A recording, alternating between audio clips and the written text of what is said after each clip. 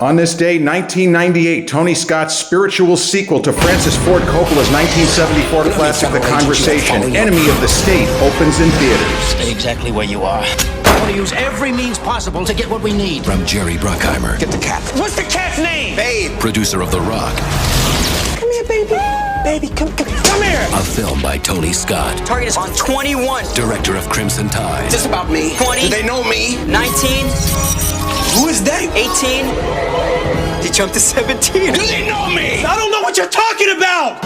Will Smith. You're one of them, aren't you? Former conspirer. Switching, target switching. Gene Hackman. This man, this is our problem. You live another day, I'll be very impressed. It's not paranoia when they're really after you. Tell them to stop it now! And we're back, like we never left. Welcome to the Confessions of a Not So Dangerous Mind podcast. I'd like to thank you all for spending some of this very rainy, miserable, cold, etc., Thursday here with me in New York. And once again, we're going to skip past all that promotional jazz and get right to the guts of the episode.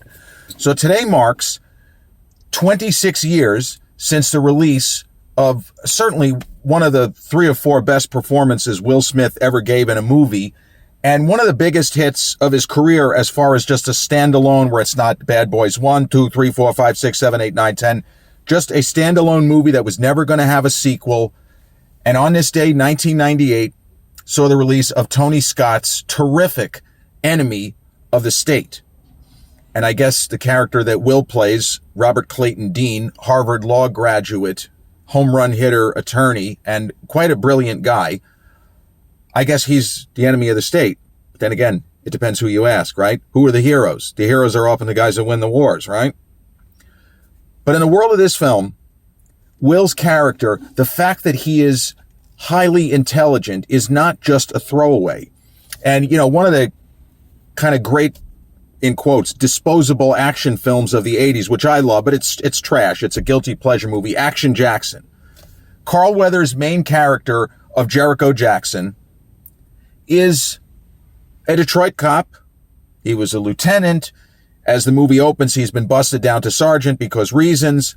He is a Harvard law graduate. He graduated just about at the top of his class. Why did he become a policeman? There is nothing in the movie to indicate a high level of intelligence, other than the fact that it's Carl Weathers who's so well-spoken. In this film, the fact that Robert Clayton Dean is not just an ordinary guy who looks like Will Smith, it actually comes into play. And as the always fire, multiple Oscar winner, Gene Hackman, who kind of almost plays Will's sidekick? Yeah, he almost plays Will's sidekick for at least half the movie. As he points out, there's a moment in the film where Will has an idea. We don't know what it is, but Gene does. And Gene's character is presented as eccentric, but also quite intelligent. And he does not know whether Will's harebrained scheme is in fact ingenious or whether it is a harebrained scheme. And Gene iconically looks at Will and goes, "You're either very smart or incredibly stupid." Given the academic pedigree, I'm betting on very smart. But Enemy of the State is, to me, and to many film fans, this is another thing you can Google, it is a spiritual sequel to Francis Coppola's 1974 mega masterpiece, which I'll put up on par with the first 2 Godfather films as far as his greatest achievements. The Conversation, an extraordinary film, a film that, if you read the description, it looks like it's going to be an exciting mystery action thriller. Maybe there's a murder. And yeah, it has thriller elements. There is murder. There is some fucking serious plot twists. But it's a story more about loss of privacy and the notion of right to privacy. And if I'm in a park, is it okay for people to just listen in? Where can you go to actually get some privacy? Because as we know, you could be in your own house, and in theory, somebody could be listening, right? Big Brother watching, Big Brother is listening. So the Conversation gets into all of that, and it's elements that are still relevant today. And the character that Gene Hackman plays in that film is presented as the single best wiretapper in the entire United States and maybe the world. That's how good this guy is, Harry Call. He can figure out how to record in perfect audio any conversation anywhere. He has all of the equipment, all of the tools, the best equipment of the day, and he has optimized them. He knows how to maximize the capabilities of this equipment, and he can literally be hundreds of feet away, but he can have microphones positioned at certain points of a public park with thousands of people, and he's able to isolate in on a single conversation between two young people who apparently are afraid that they're going to get bumped off. And whether or not that is actually true or not becomes the substance of the drama in that film. Well, an Enemy of the State, Gene in a supporting role, but it's a big enough supporting role where there could have been some drums being beaten for him to actually get a Best Actor nomination because he's fucking great in this movie. He plays a paranoid surveillance expert, the same kind of character that he plays in The Conversation. And I buy into the fan theory that says it's the same guy. This is Harry Call 25 years later. He is crankier. He is angrier. Don't fuck with him. The guy in the first movie, in Coppola's The Conversation, Harry Call, he's quiet. He has a girl that he sees, and then there's an escort that he doesn't really like, and he just doesn't want to be bothered. He doesn't want to have a phone. He doesn't want the mail to come. He doesn't want people to know where he lives. Like, he is really paranoid. Well, so is the character known as Lyle, but we're just going to call him Harry, in Enemy of the State. So it's to me a spiritual sequel to Coppola's film. But if you're saying, what is the movie from a broader sense? It's a cross between The Conversation and Alfred Hitchcock's North by Northwest. And I guarantee you that Tony Scott, there are certain shots in this film that he mirrors the framing of Hitchcock's film. Like, this is not an accident. These things don't occur in a vacuum. And all the way back in early 1998, the first time I saw a preview trailer for North by Northwest, for Enemy of the State, and I was excited to see it. I love Will Smith, right? Independence Day, didn't love Bad Boys, but Independence Day, fantastic. I think Men in Black is an even better movie. So Enemy of the State, I'm geeked up, I'm ready to see it. And in the trailer for Enemy of the State, there is the sense of he's a guy in the wrong place at the wrong time. Roger O. Thornhill, rot. That's my trademark, rot. Cary Grant in the wrong place at the wrong time. Raises his hand. He just raises his hand at the wrong time. Oh, that's George Kaplan. No, it's not. It's Roger. Okay. Well, at a certain point, it really doesn't matter how much complaining you do. In a world of Enemy of the State, Will Smith just happens to go into a lingerie shop to buy some stuff for his wife, or as he says to Barry Peppers, I guess he's supposed to be some kind of CIA guy. I like to do a little cross-dressing, on the weekends when they ask him, did you go in there to buy for your wife? No, I didn't. It's like he's just fucking with them. But he goes into this place and the wrong piece of information ends up on his person. The Jason Lee character, really good performance by him. He's an actor that can rub me the wrong way and has, but in this movie, he's perfect because that kind of edginess that always gets me, it works because his character, he plays a former friend and classmate of Will. And Will wondered, what the fuck happened to this guy? Bro, are you okay? Well, no, he's actually not okay. And then Will spends the rest of the movie trying to understand, why are people following me? What is going on here? Cary Grant, Roger O. Thornhill, they think he's someone else. In this case, they know that this is Robert Clayton Dean. Okay, Harvard graduate, smart guy. He was fooling around on his wife with a hot, Lisa Bonet, whatever. But he is the wrong man. In this case, he was in the wrong place at the wrong time. And there is a shot in the trailer of Will in what looks like a bathrobe. He is racing at top speed on foot down what appears to be the not the LA freeway, the DC, the Metro, I forgot what it's called. And he is running. And the framing in the trailer, it looks like Cary Grant running away from the crop duster in that unbelievable, to this day, top 10 greatest scenes in the history of motion pictures. The crop duster trying to kill Cary Grant in North by Northwest. That was not a coincidence. It was not an accident. Now, in the world of North by Northwest, Cary pretty much only has himself. Yeah, the FBI is kind of on his side, but they really don't give a shit if he gets killed. And Eva Marie Saint, mild spoiler, she can't really come forward and be of much help until the film is almost over, and then it's more likely he has to not let her get killed as opposed to the other way around. In this movie, because of the existence of the Lisa Bonet character, who gives him a huge piece of information as he realizes he's fucked, and when he finds Gene Hackman's character, well, they're on the same page. Even though Hackman spends most of the movie complaining and nonstop, it works for the character. And Gene gave so many memorable performances in this era, going back to, of course, his Oscar-winning turn in Unforgiven. But Gene Hackman, a lifelong cheat code of an actor, a guy who never phoned it in. Even in just terrible films like Loose Cannons with Dan Aykroyd and Dom DeLuise, the movie is so bad. And there's Gene, there's him. The gears are grinding as he's trying to get as much out of every scene as he can. But he's terrific in The Firm with Tom Cruise after the Oscar-winning turn in Unforgiven. He's great in a small role in Wyatt Earp, the Kevin Costner Wyatt Earp story. Gene just kept killing it. Crimson Tide with Denzel, he dominates. And that ain't easy to do. You're in a movie with Denzel and people even remember that you're in it. You did something good.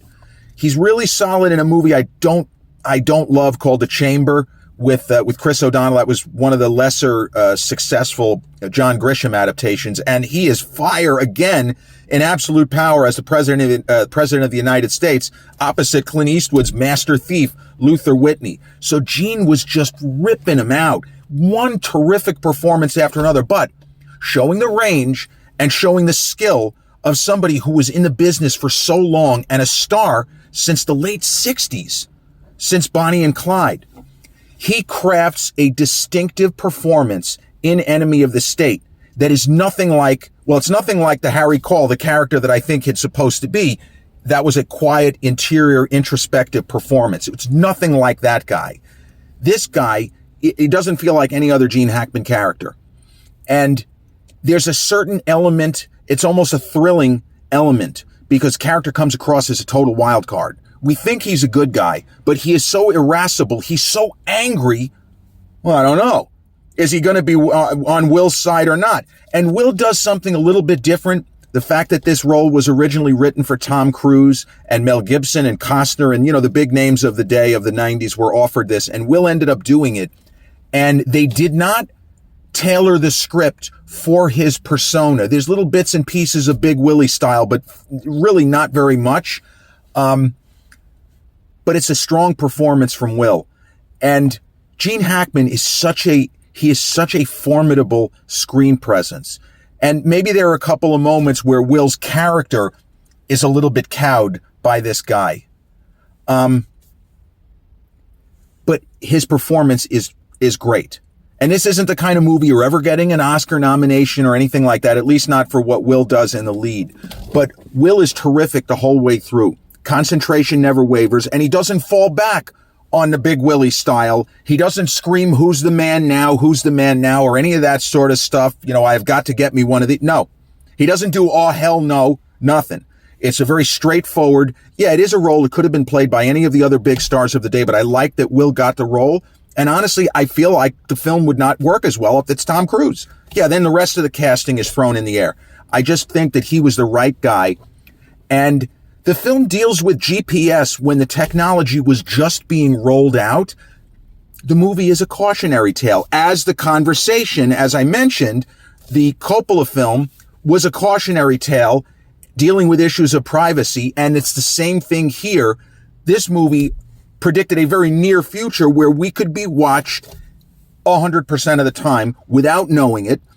So maybe you ought to not say that thing just in case somebody's listening. You never know. It's the old thing with what's already old now with Facebook, where if I happen to be on Facebook and I say something about wanting to go bowling, I'm going to be inundated with ads for fucking bowling. If I say that I want to learn how to make ashtrays, hey, look at that. Ashtray making. How did they know that? Yeah, because they're always listening. This movie gets into that. And some really interesting casting in the supporting roles, in particular Jack Black. Always a surprise to see someone like that. Hey, wait a minute, isn't that Jack Black? Yeah, that's Jack Black. And Barry Pepper, I believe, had already shot Saving Private Ryan. He plays I think he's the sniper in Saving Private Ryan, or, among the main group. He's really good because typically he plays he plays heroic kind of characters. He played Roger Maris in the Billy Crystal film 61 opposite Thomas Jane as Mickey Mantle. Terrific actor. But Enemy of the State is the kind of film you wouldn't expect to have a high rewatchability factor, but it does. It's a kind of film you could go into and sit through a number of times, and Jon Voight just chewing scenery. Like Voight, speaking of what Gene Hackman did as far as great performances, Jon Voight in this era was just chewing scenery at a level that would make William Shatner blush. He did it in Anaconda, and let me tell you something. Anaconda is not a good movie, but the leering, just horrendous gaze that he keeps giving Jennifer Lopez in that film is hysterical. The moment where he gets, spoiler alert, eaten by the anaconda, gets popped out of it, and then winks at Jennifer Lopez is one of the great moments in 90s cinema. And the Rainmaker, every line reading, he's doing a William Shatner where he is just, each syllable, he's chomping away on every line. In this movie, he's not as hammy, or he's not even close to as hammy as he is in Anaconda. And I forgot Mission Impossible. That's more of a straightforward performance.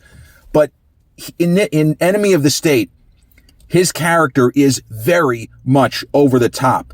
And it's maybe not as much of the theatrics as the Rainmaker, but the guy was a lawyer and the theatrics were part of his whole shtick. And that movie is worth the price of admission just for the moment where Matt Damon basically is being honest with him. And he says, bro, do you even remember the first time you sold out? And it's such a great moment because we've seen this guy. And the way that Voight plays a character in this film, he is somebody who just appears to have an almost endless network of people doing things for him because they feel they have to, God and country and all that kind of stuff. And he has too much confidence. And the late, great Tom Sizemore, what a wonderful actor. Speaking of Saving Private Ryan, he was part of the group. He was Captain Miller's right-hand man, the Tom Hanks character, his right-hand man in Private Ryan. Tom Sizemore just had a lived-in look. And in the world of this film, he more or less plays a crime boss type character that Will has represented and that Will is on good terms with. And he almost inadvertently has a big chunk of the last act of the film. And that's part of you're either very smart or incredibly stupid. Now, Enemy of the State, I also want to point out, was one of my dad's favorite movies. If you had asked my dear old dad, Alan Philip Cohen, as I've said, the biggest movie fan that I've ever known, if you asked him, what are your favorite Will Smith movies? He would have said Enemy of the State first. And not because he didn't really enjoy Men in Black, which he did. He must have seen Men in Black 10 times. Or Independence Day, which was, it's ridiculous. I'm not going to say trash, but it is very much a guilty pleasure kind of a movie. But he wouldn't immediately think of Will. He would think of Jeff Goldblum first. He would think of Judd Hirsch speaking Yiddish. You punched the president. Well, he wasn't the president then. This was his favorite Will Smith performance. Another Will movie he absolutely loved. Not an easy movie to watch. I Am Legend. That's a film Dad probably saw 5 times, even though it's not the most pleasant film, but he loved what Will did. He thought the performance there was just great. Because you try to imagine in a film like that, if you think you're the last person on earth, what do you do? Got nobody to talk to. What do you do? I don't know. In the case of Will, just rent one movie every day, right? And I don't know. Look for a cure. The Enemy of the State has a number of memorable moments, the kind of high velocity action sequences that the Jerry Bruckheimer style of film with the rapid cutting, whether it was movies like The Rock or, well, in the case of Independence Day, the editing is a little bit calmer in that film. There's not quite as much movement with the camera. But Enemy of the State takes a really good story. It's not just about shit blowing up real good. We are on top of the story. We know what happened. We know that, like, this is a story as in North by Northwest, because the thing with the conversation, we think we know what's going on. We don't. That I mentioned a huge plot twist in the final portion of that film. We think we know where we are. We don't. Enemy of the State, from the plot perspective, is closer to North by Northwest in the sense that we know that Roger O. Thornhill is not a double agent. He's exactly who he says he is. In a world of Enemy of the State, Robert Clayton Dean is exactly who he says he is. He's not working for the Russians. He's not involved in something else. He's just a random patsy who, by virtue of his intelligence and the connections he's able to make during the film, he's not as much of a patsy as he possibly could be. Now, if you look at North by Northwest, Cary Grant, you can kind of say gets lucky a bunch of times where he could have very easily been bumped off. There aren't that many moments, and I feel like Tony Scott was aware of this. He didn't want to have narrative cheats. He didn't want to have those moments where you say, okay, well, he should be dead. This is not realistic. He tried to keep it on the level where, okay, they can't kill him here because of this, and it's plausible. And how is he going to get out of it? You know, the classic thing, get your star up into a tree, Act 1, throw rocks at him, Act 2, figure out how to get him down from the tree, even if you're still throwing rocks at him. And this movie follows that, as Will, on the fly, is almost doing his own investigation, like a little bit Harrison Ford in The Fugitive, where he's solving a mystery while he's being chased. Will is getting to the bottom of it, and he's slowly formulating a plan. I don't even want to say get even. He wants to stay alive. He wants to get back to his family. And this is not the 1970s. In the 70s, this movie would have been made a lot differently, even if they had turned it into an action film. I mean, maybe Will doesn't actually, maybe he gets bumped off in the beginning of the 30s. Who knows what would have happened? But the film, although it could be a product of its time, it's not. This is a sort of movie that, to me, because it deals with technology that was just moving, it was just becoming kind of the standard, it's timeless. It's a film that will always play, because these are issues, as in the conversation, these are issues that will always be debated. And it's not a matter of, oh, it's either this way or that way. Often it's a question of opinion and personal philosophy. Does the government have the right to know this now or not? Do they ever have the right to look inside someone's home? I don't know. But in the world of this movie, Jon Voight's character is just waving all kinds of, okay, do this, and justifying it in the name of patriotism. And that's, again, where it starts to get muddy, because the guy is corrupt as fuck. And he's acting like he's the good guy. And that's where you really get into very heavy gray areas. 26 years. Enemy of the State. Released on this day, 1998. And I should point out, the film grossed more than $250 million at the box office. So it was a massive hit for an R-rated action film, which is very plot heavy. It's no IP. There's no built-in audience. It was just Will, running around and trying to save his skin and figure out what the fuck is going on. Enemy of the State, directed by Tony Scott, released on this day, 1998, starring Will Smith, Jon Voight, Lisa Bonet, Regina King as Will's wife, and the always fire, extraordinary two-time Oscar winner, Gene Hackman. This has been episode number 363 of the Confessions of a Not-So-Dangerous Mind podcast. I'd like to thank you all for spending some of your Thursday evening here with me in New York. And once again, if you check out this episode on the YouTube channel, haven't done so already, please click like, subscribe, comment, share, turn on those notifications. Or if you catch this episode on the audio platforms such as Podbean, Spotify, iTunes, or the others in which we're hosted, same general rule applies. Click like, subscribe, share, and turn on those notifications. I'll be back with a new episode real soon. Till then, peace.